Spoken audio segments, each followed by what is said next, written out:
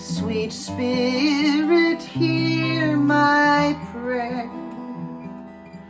Help these words heal someone out there. I am but a voice, just a cry in the air, but I sing nonetheless in this pain we all share.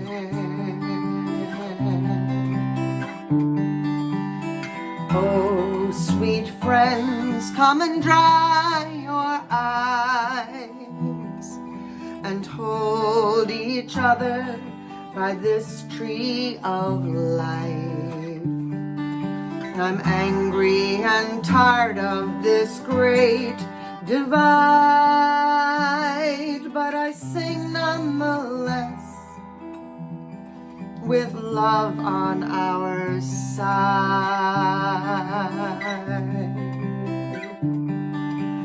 Oh, sweet souls who feel broken now, we'll heal together somewhere, somehow.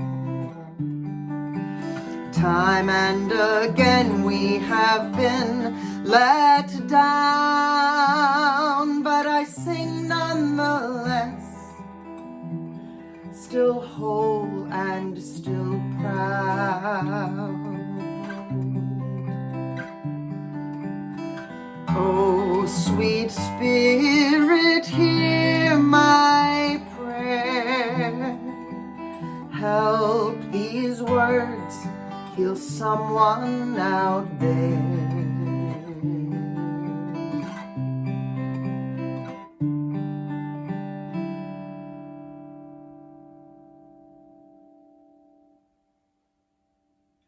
Good afternoon, all, and thank you for joining us for Together We Heal, Survivors of Hate.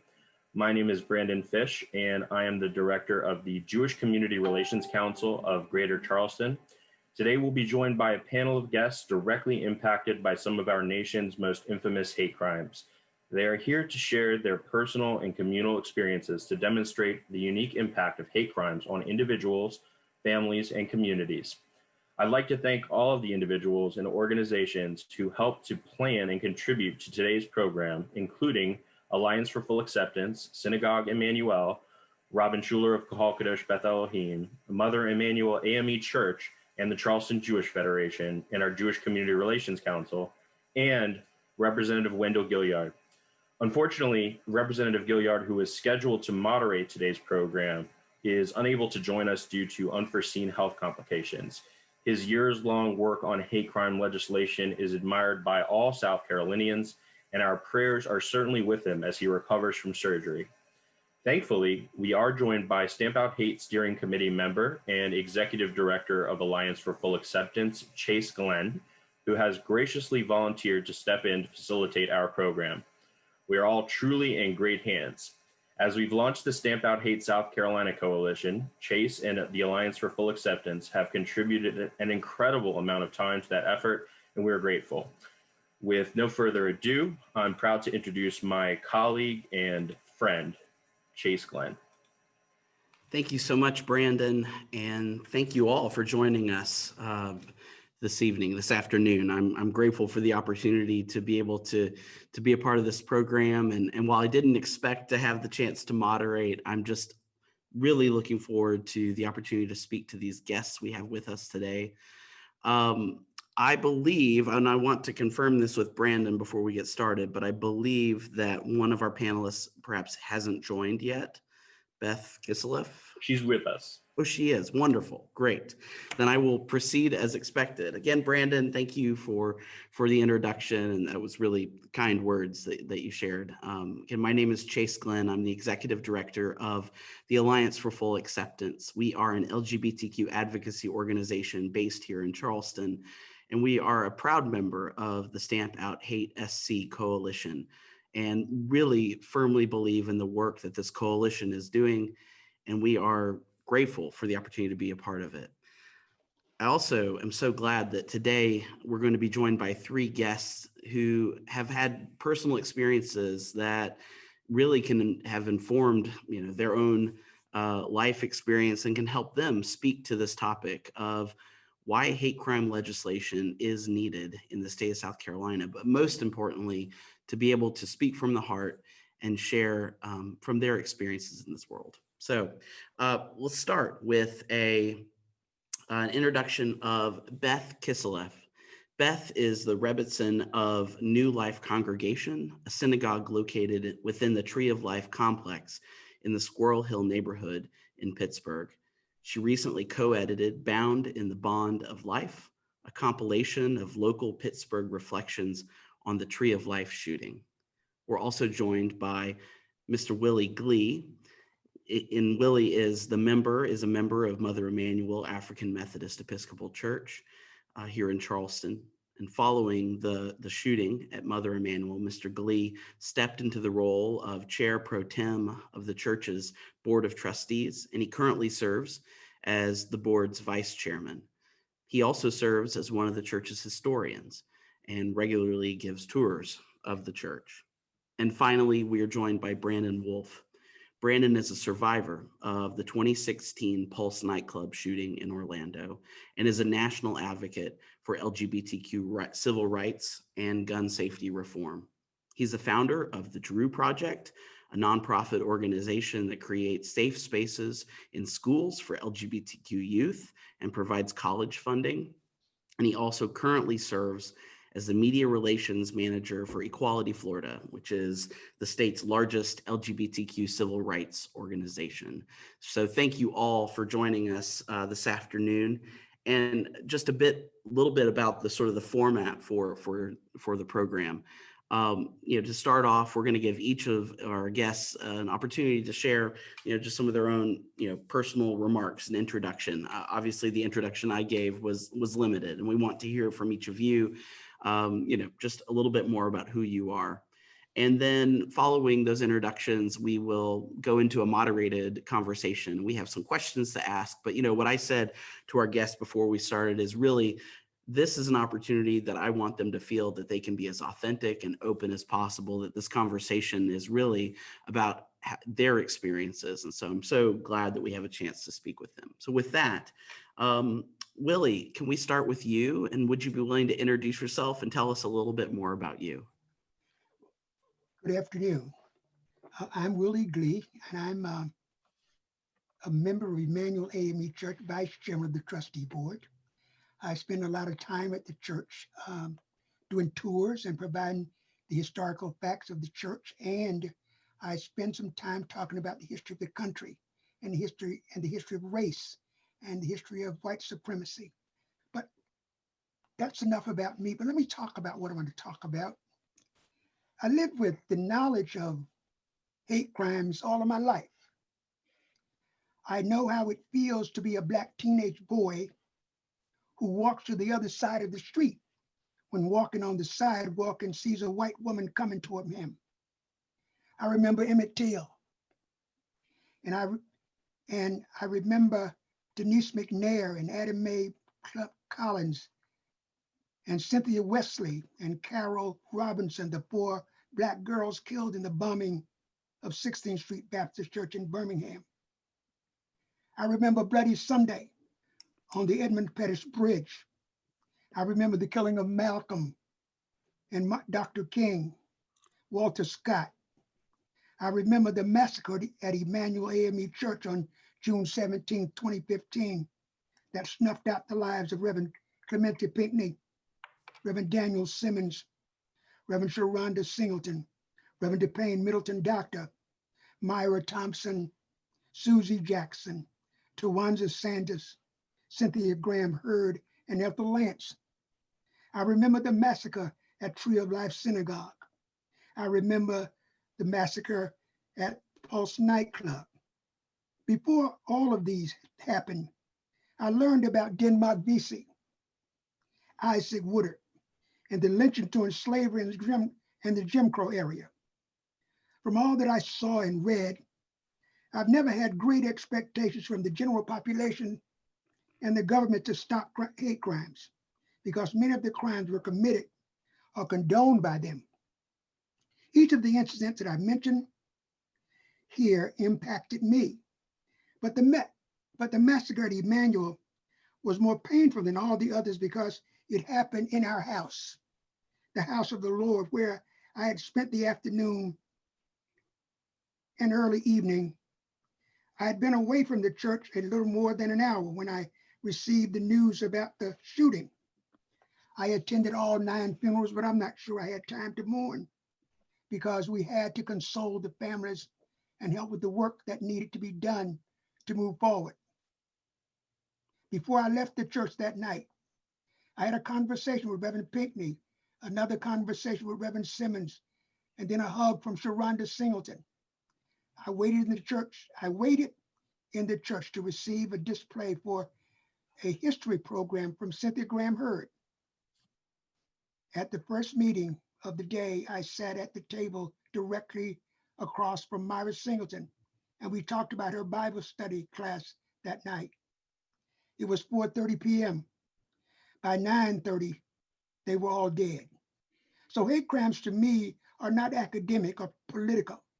They are personal. Hate crimes and white supremacy are inextricably connected. Most racist hate crimes are committed by white supremacists.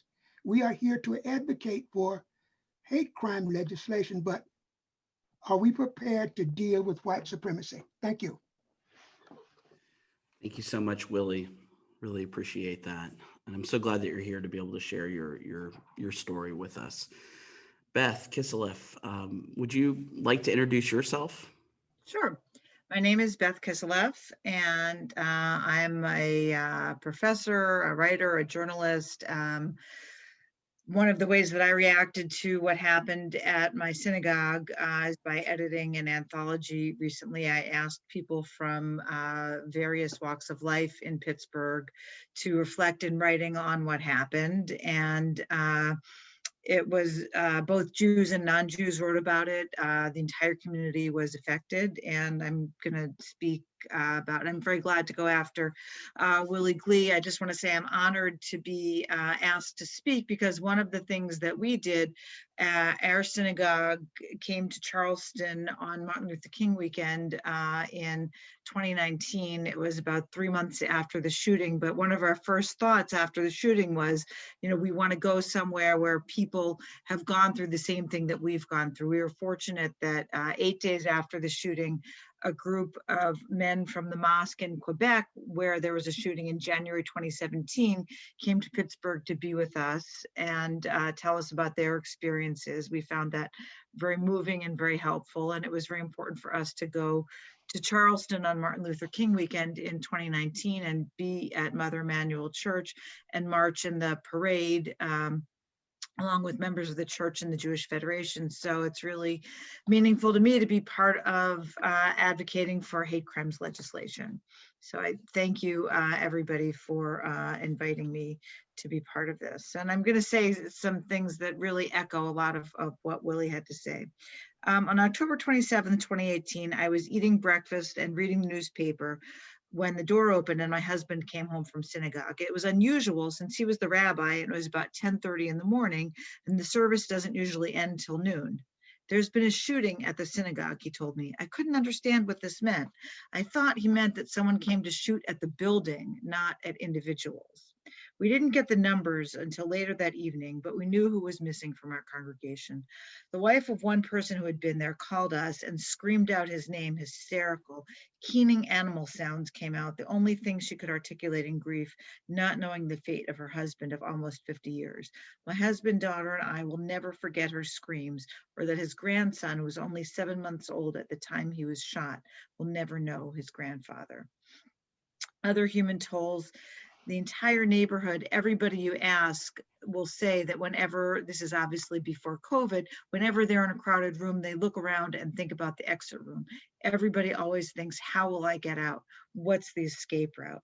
Seeing people on the street, a neighbor of mine who's a member of Tree of Life Synagogue where the shooting happened tells me his 10-year-old son, who already had a lot of anxiety, is much worse. He doesn't know what to do to help him. I listen, helpless as well. There's no way to comfort this young boy.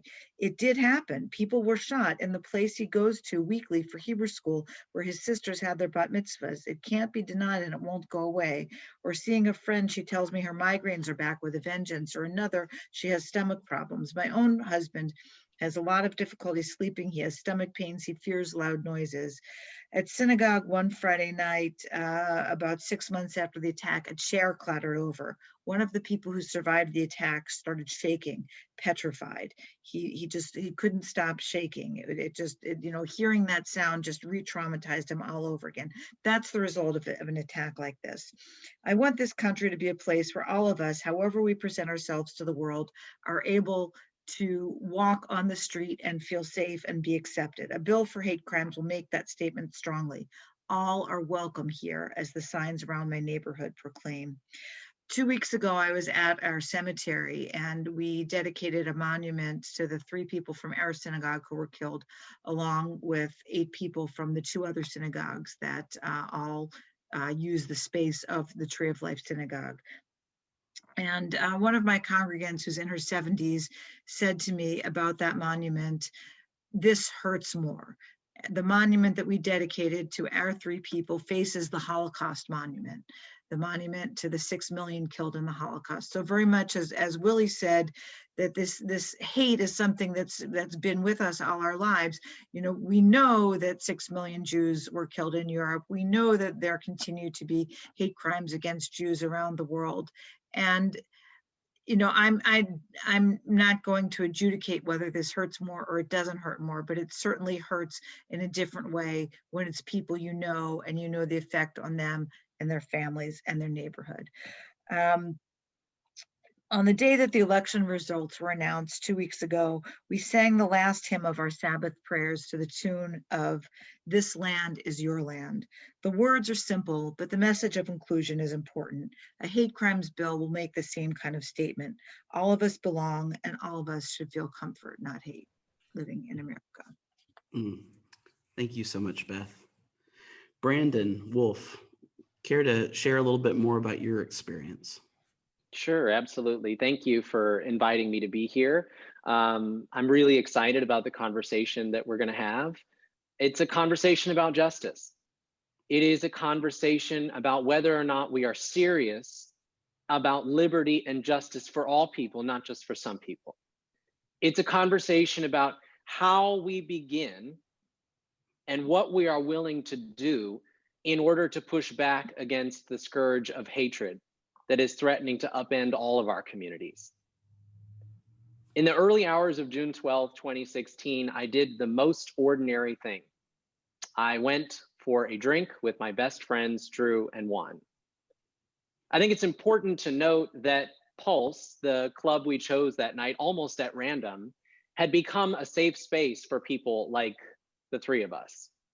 Now, I know safe space has sort of been perverted online by right-wing trolls and others, but the reality is that safe spaces are the lifelines we carve out in our communities. The places where we can be all of ourselves authentically without fear of hatred and violence. You see, I grew up in a small town, and I learned at a very young age that to be me was to be in constant danger. Not to wear the skinniest jeans in my closet if I didn't want to hear a homophobic slur yelled at me from across the street. Not to steal a kiss from someone that I had a crush on if I didn't check over my shoulder first. But Pulse was an escape from that. It was the place we had created where we could just be ourselves authentically without having to look over our shoulders, without having to worry about that slur being hurled our way. Just after 2 o'clock in the morning, a man stole that from us. I was washing my hands at a bathroom sink when gunshots broke out. I remember the feeling of confusion, the hurried decision about whether to run or hide, the realization that the bathroom we were in didn't have anywhere to hide. that our bodies were just stationary targets against a wall. I remember locking arms with about a dozen people I had never met before, never seen before. I didn't know their names or their stories, all of us hoping to be able to call our parents one more time. I remember sprinting for a sliver of light in the back of the club, a door that I had never seen before. I remember willing myself not to look left into the dark recesses of the dance floor because I just knew that whatever I saw, I would never be able to forget. I remember the feeling of relief when the door flung open and there I was in the parking lot, safe.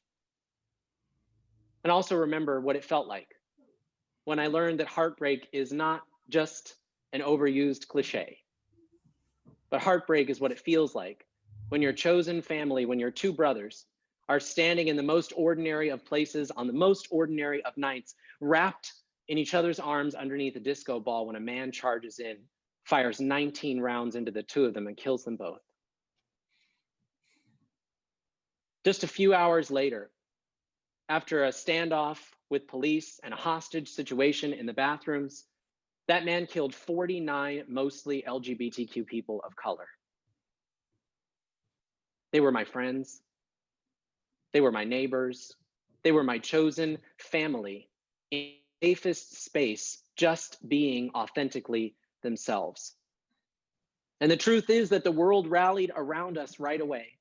We got cards and letters and vigils and songs. But that wasn't enough. As soon as the news cameras began to turn away, so our stories began to be erased as well.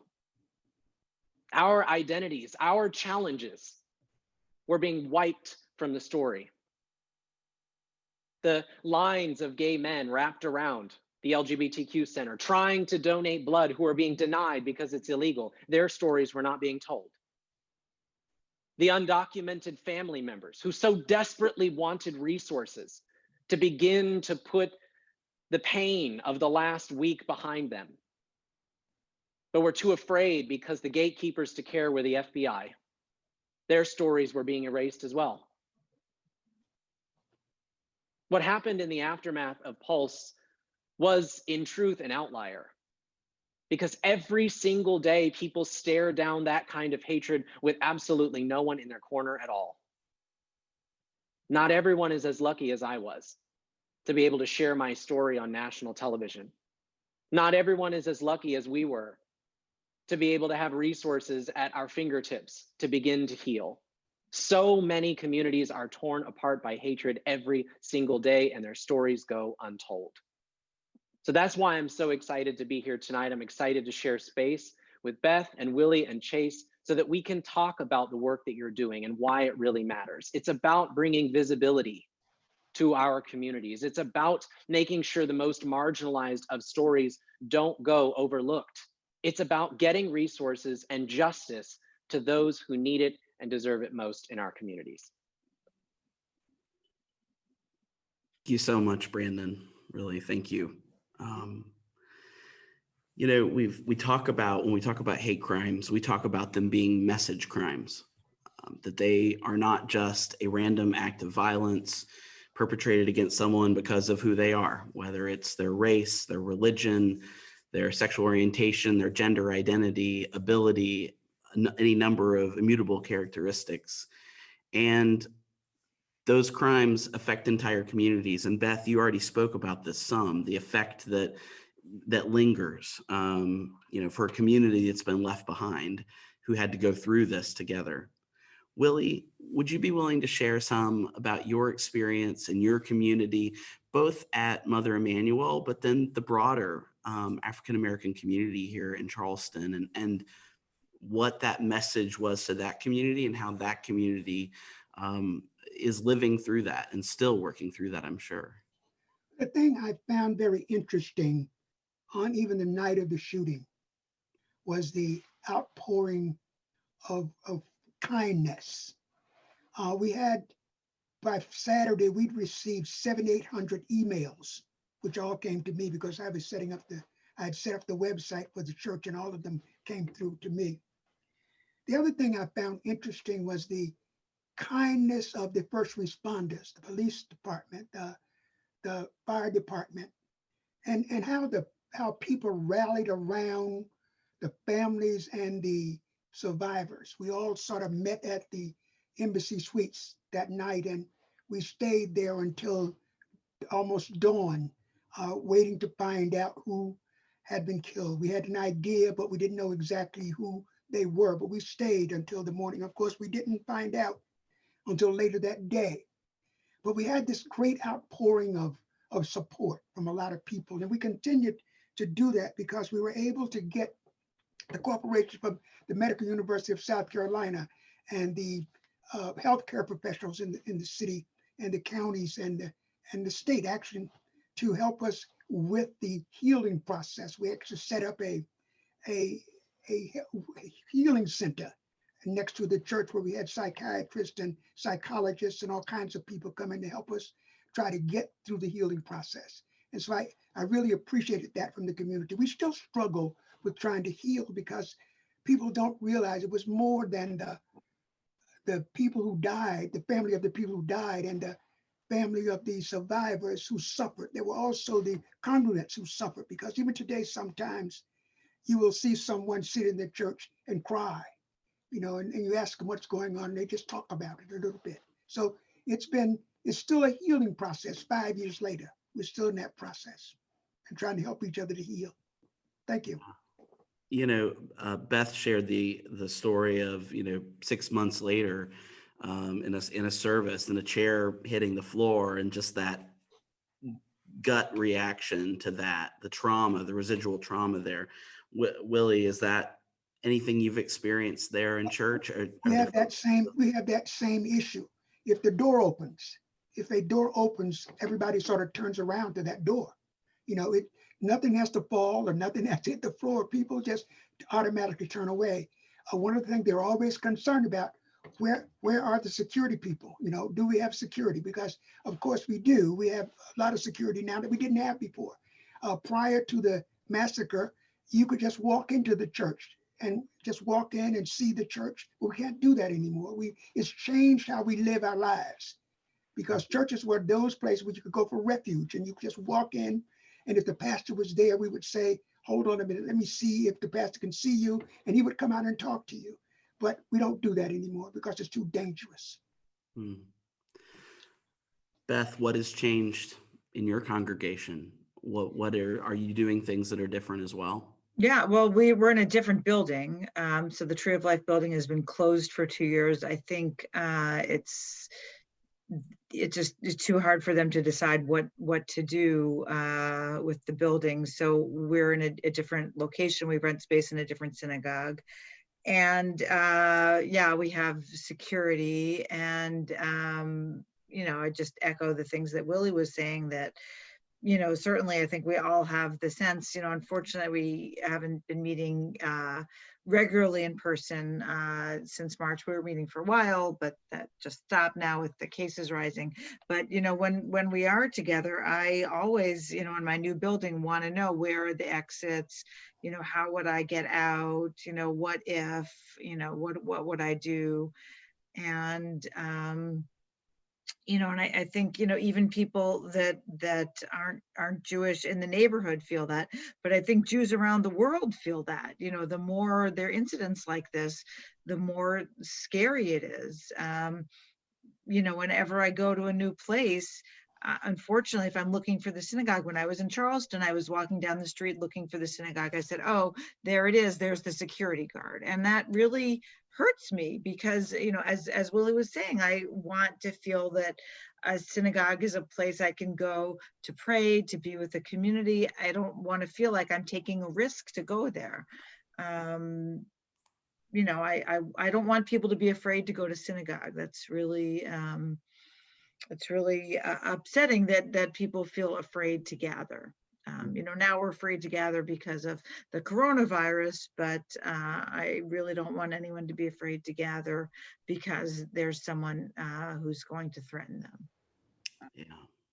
Yeah.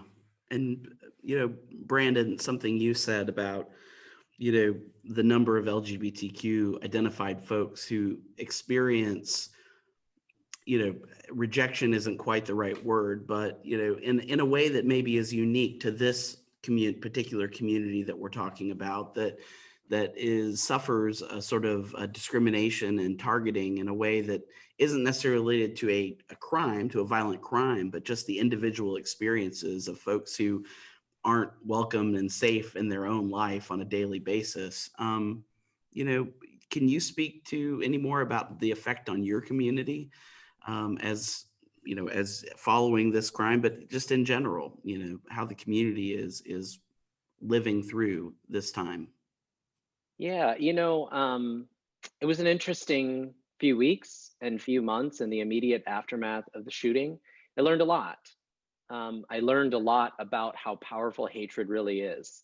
I learned a lot about how insidious hatred is, how attacks like the ones that happened at Pulse and Mother Emanuel and the Tree of Life, attacks like that are designed to tear our communities apart. They're designed to make us feel afraid to be ourselves, to be authentic. They're designed to pit us against one another, to place blame in other parts of our community.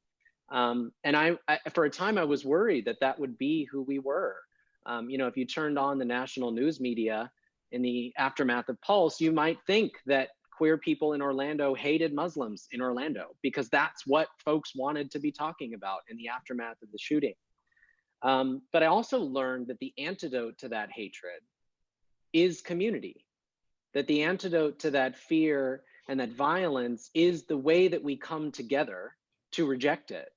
I learned it in the way that faith leaders who just months before had opposed our equality stood beside us on stage at press conferences and said we were wrong and we want to know how we can help fix it. I learned it in the way that community members I had never seen together joined arms for our first vigil. Over 60,000 people there in the grass to honor the people that we had just lost. I learned it in hugs from strangers at the grocery store. I learned it in the way that the city put rainbows on everything. I mean, everything. They painted we have an auditorium band shell next to the lake downtown, and they painted the back of it in a big rainbow. They painted sidewalks, they printed signs.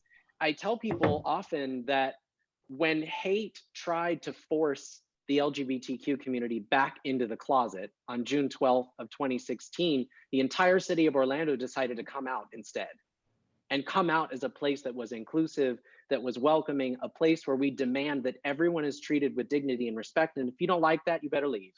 You better find somewhere else to be. I have found that to be the greatest learning in the aftermath of Pulse. I was blown away that I think it was the next day on a Monday night, one of the bars down the street from my apartment opened, Southern Nights. And they were going to do a charity night. They were going to raise money for the One Orlando Fund to give to survivors and families of victims. And I thought, there's no way. Who is going to be at a gay bar 24 hours after we just had this attack? There's no way. It was packed.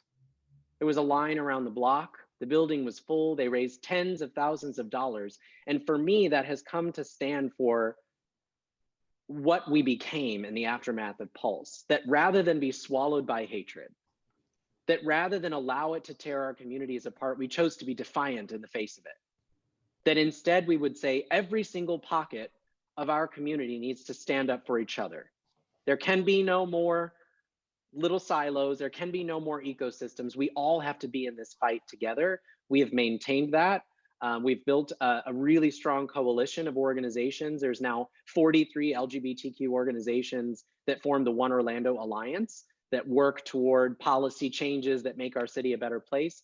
But for me, the defining thing that happened in the aftermath of Pulse was our decision to be one united community in the face of hatred. Shifting gears just a little bit, many of us are gathered here today because we're talking specifically about the need for a hate crime law here in South Carolina. South Carolina is one of only 3 states left in this nation that does not have a hate crime law of any sort. We believe this is well past time to get this done. as a part of the Stamp Out Hate SC Coalition, which is a diverse coalition made of all sorts of different types of organizations, grassroots, larger organizations, faith communities, municipal leaders and civic leaders, businesses, people who have come together and said, you know, it's time. We're done kicking this can down the road. We need a hate crime law in the state. So this is a leading question, and I'll admit that. But Beth, based on your experiences and the experiences of your community, do you believe hate crimes deserve a special classification under state law? We do have a federal hate crime law, but do you believe state law, if there should be a special hate crime classification? Absolutely, because I think as Brandon was saying, you know, the goal of a hate crime is to make someone afraid of being who they are, and it's a special kind of fear of you know, something that's at the core of your identity, and for someone to threaten that harms you in a way that other things don't, and I think hate crimes don't only affect the targeted group, but affect everybody in the community. You know, I mean, we were, you know, as Brandon said, we had the same kind of experience. The day after the shooting, there were clergy from every single denomination. I think there were over 100 clergy on stage at the Soldiers and Sailors Memorial Hall, and there were thousands of people that came out to support us. And you know, part of the reason is that any group that's a minority in any way thinks they can also be a target. You know, if hate crimes target one group, they're also going to target other groups. And it's very important that everybody feels safe in this country. You know, that this land really is our land. You know, that it's a place for everybody. That's the ideal it was founded on. So I think it's the most American thing we could do to have a hate crime bill. Right. Well, Willie, I don't want to assume you feel the same, but can you speak to that as well? I do feel the same. I do feel the same because I do believe that there needs to be a hate crime law. And of course, I know that laws don't do much sometimes because we've had many, many laws that protected the rights of people in this country that were either overturned by the Supreme Court or were ineffective or unenforced. So if we're going to have a law, we need to have a law that really does something to the persons who actually perpetuate the crimes. You know, you slap them on the hand, that doesn't do it, but you make the penalty big enough, hard enough, then we may eradicate the hate crimes.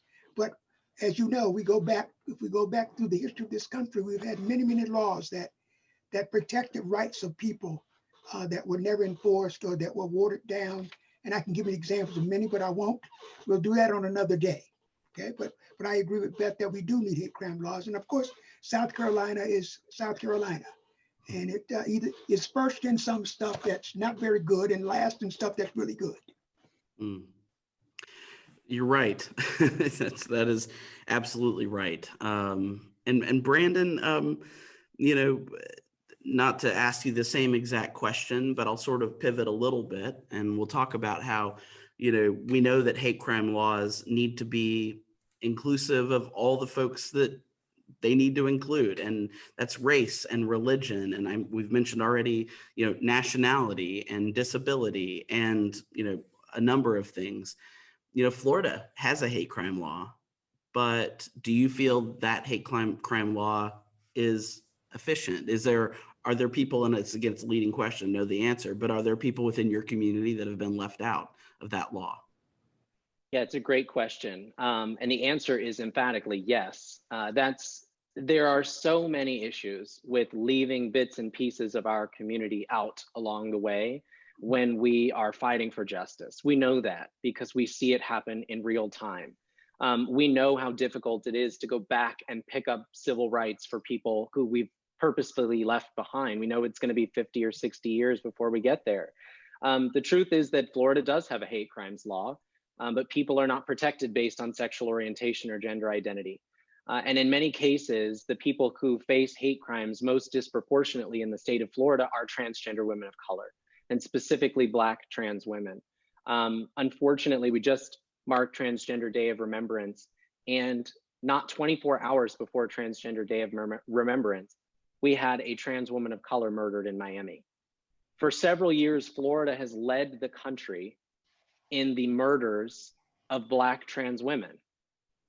So when we're talking about hate crimes, when we're talking about hate motivated violence, it's a dereliction of duty for us to leave any piece of marginalized community out because we think it might be advantageous for us to get it over the finish line. We get so zeroed in on a short-term goal of just passing a law that we end up leaving large swaths of the community who need to be protected by that law out. I saw somebody ask, I don't know how to pronounce your name, I'm sorry, but someone in the chat section talking about how do we operationalize it? How close are we? What are the steps that we need to take? I know, Chase, you're gonna dive into that. But the truth is, you're right, we need to operationalize it, we need to get there, but we need to ensure that we're not leaving people out in the process. We need to ensure that when we say everyone deserves to be treated with dignity and respect, that is reflected in the laws that we're proposing. I worry sometimes because I see this happening. I see it happening with non-discrimination law in Florida, which we fought for over 10 years now for the LGBTQ community. I worry when I see it in gun violence prevention conversations. I worry when I see it in hate crimes conversations that we can get ourselves suckered into believing that folks like Black trans women, if we just leave them out, then the law will be more palatable to people. We'll pass something and then we'll come back and grab trans people of color later on. But the truth is that we hinder our movement when we tell people that we're willing to sell out bits and pieces of our community along the way in order to get something done. We hinder our movement when we leave powerful stories, compelling experiences on the sideline, when we write off entire swaths of marginalized people to score a quick victory. Those are people who could be in a legislator's office telling the story of how hate violence has impacted them personally. Those are people who could be on a panel like this, talking about their lived experiences every day as a person who never gets the resources that they're owed. That's a person who can build a different kind of relationship with law enforcement and legislators, with a community that has a deep mistrust in both of those entities. So I really think we do ourselves a disservice when we leave people out.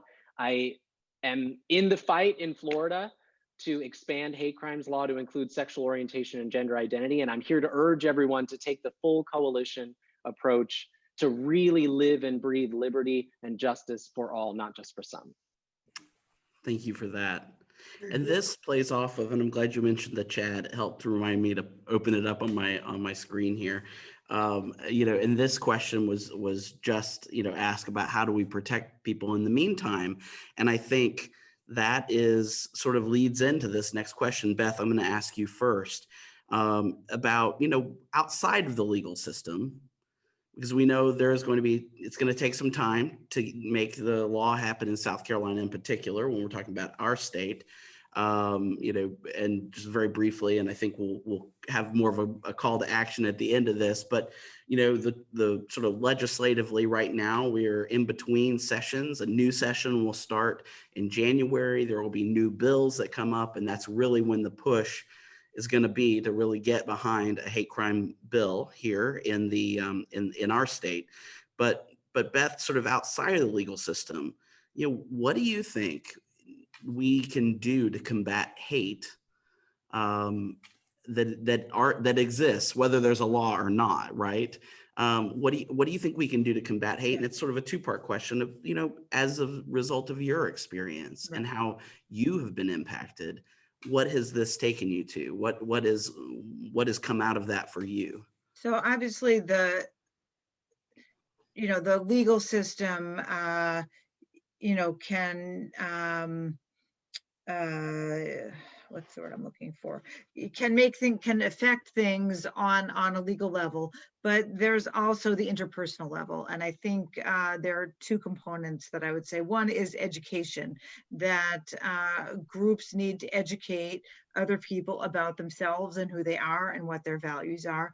And that hopefully if there's an understanding there, that the hate will be lessened. And then alongside that, there needs to be communal interaction. So our synagogue has for many years had a Martin Luther King service with an African-American church here in town. And then we started doing, and it started from my husband is a hospital chaplain, and one of his volunteers is a member of this church, the Broadbent Street Missionary Baptist Church, and he spoke with them about visiting the sick. So it's obviously something that affects every group. And my husband said, oh, let's have some programs together. So we've had this joint Martin Luther King service, and then we started a study group. And so one of the things that we've studied together is Proverbs, because it's the wisdom tradition of both groups. We've had groups, all kinds of groups reached out to us in the year after. Obviously, it's been lessened because of coronavirus, but in the year after the shooting, the Hindu Jain Temple had a service for us. We've had interactions with the Islamic Cultural Center of Oakland. We did a program at the Shadyside Presbyterian Church where the director of the Holocaust Center here came and spoke to members of the synagogue and of the church. And we sat at tables, with mixed members of each group. And I just think those kinds of personal interactions are really valuable, and there's something we can do both as a community, as groups, and just on an interpersonal level. Get to know your neighbors, talk to people, who are the people around you, what do they stand for, what do they believe. The conversation we're having right now, it's people of all groups listening to each other and trying to come together to have common ground. I think that's really education and personal interaction and communal interaction are what I think are extra legal measures. But that doesn't mean that the legal measure isn't, the starting point. Yeah, absolutely. Willie, what can you speak to that as well, sort of outside of the legal system and your personal, what this has, introduced into your life, maybe your personal activism in a way that was different? Well, I'm convinced that education, that we should have all these interactions with each other, but I think we need to go back and look at the history of the country and deal with the issues as they came to us, because there were so many people left out of the process in the beginning. When you think about the creation of the country, the 55 men who met in Philadelphia in 1787 didn't include women or Black people in their process, and of course they did not include LGBT people either. So we've had to fight all the way to get included. And so we need to continue that work, but we need to continue that work together because we need to educate people about the true meaning of equality, because everybody has a right to have dignity and respect. So I believe that if we educated people about the country, so that we don't have these people can go on the internet and see all these things about people that is not real, is not true, then we would have the truth told to everybody. And we could start that in our synagogues and churches and mosques, just sort of telling people the truth. Thank you. Thank you for that. As we're coming here to a close, this time, it has gone by way too fast. I have so many questions I'd still like to ask, but as we're sort of wrapping this up, if there was a single point that you'd like to make to our attendees this afternoon, I want to make sure that you're able to say, your final words here as to what you want to make sure is a takeaway. And Brandon, would you start? Yeah, absolutely. Thank you again for having us. It's just been an absolute pleasure to get to know you and Willie and Beth and everybody else on the team, and to hear your stories and your perspectives. I appreciate what's being said about how do we do this together, and how do we do it as a holistic process, as opposed to just piecemealing it, trying to get ourselves a small win and then call it a day. I think back to who this community was before the shooting at Pulse. And I think back to what the movement for LGBTQ equality looked like in the state of Florida before Pulse. We talked a lot about the legal system. We talked a lot about politics. We talked a lot about how we could change the law to ensure that LGBTQ people were protected and treated with the same dignity and respect that everybody else has. But we didn't talk about it, in my view, as holistically as we needed to. We didn't talk about who was not sitting at the table. We didn't talk about how we bring society along on the educational journey with us. We didn't talk about the meetings that we were having that were leaving leaders in the community out because we didn't have personal relationships with them. So what I want to leave people with is an understanding, again, I bring it back to this point, that the antidote to hate is community. The antidote to the violence that we saw in the attacks that were talked about on this call and the attacks that happen every single day in this country is community. It is the community, the coalition of organizations that are working to pass a hate crimes law in South Carolina. It's the community of folks in the chat right now, getting to know each other and understanding why the passions for a hate crimes law expand beyond the bounds of your community. Community is found in the way that our work changed. Equality Florida added a new program after the shooting at Pulse called the Safe and Healthy Schools Program. In just 4.5 years, it's now our largest program area. It's quadrupled in size. We do work in 65 of 67 Florida school districts.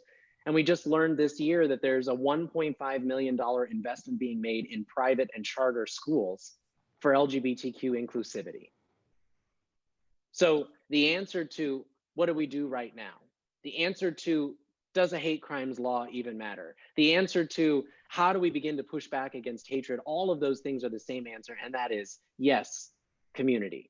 We come together, we share our stories, we build unlikely alliances with each other, and we chart a path forward that includes the policy and legal changes that we need.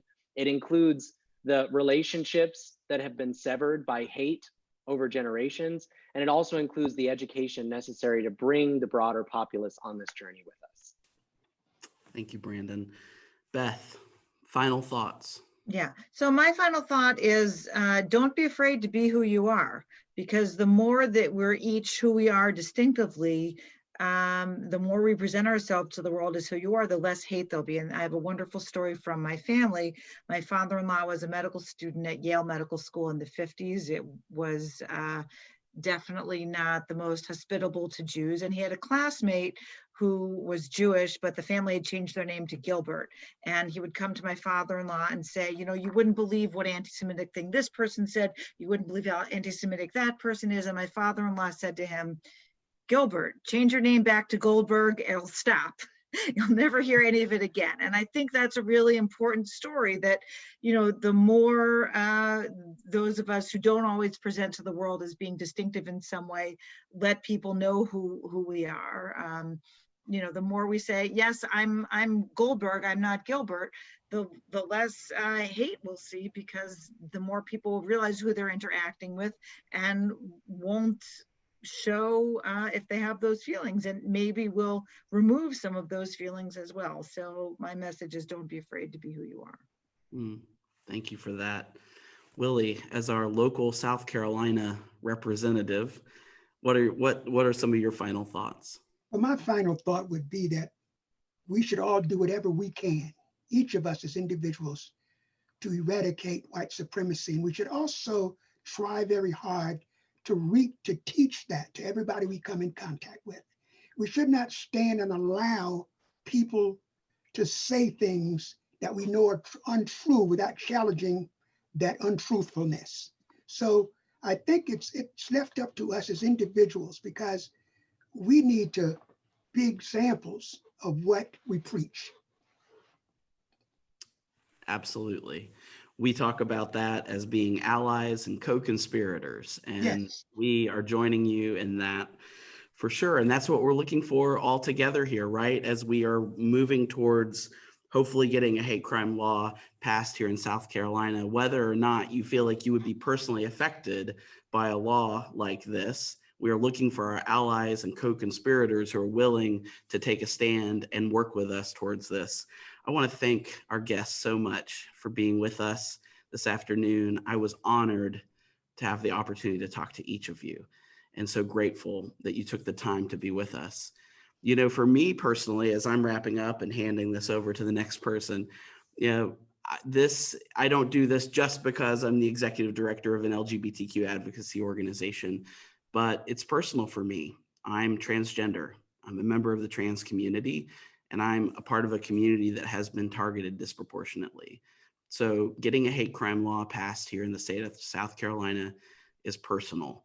And I believe in my whole heart that we can get this done if we all come together and work together as a broad community, saying we must include everyone and we can get this done. With that, I'm going to hand it over to a short video we have, and let's hear some voices from the next generation.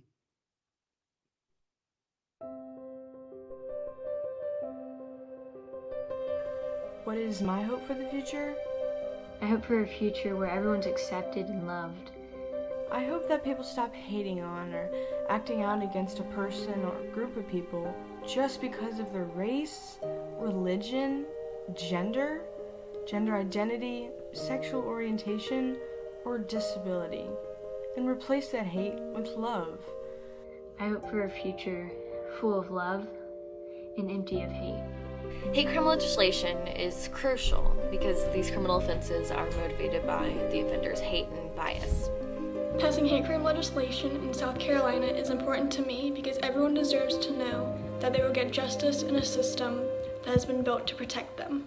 We need to pass hate crime legislation to ensure that everybody in our community and beyond always feels safe being who they are. It's time to stamp out hate, South Carolina. Stamp out hate, South Carolina.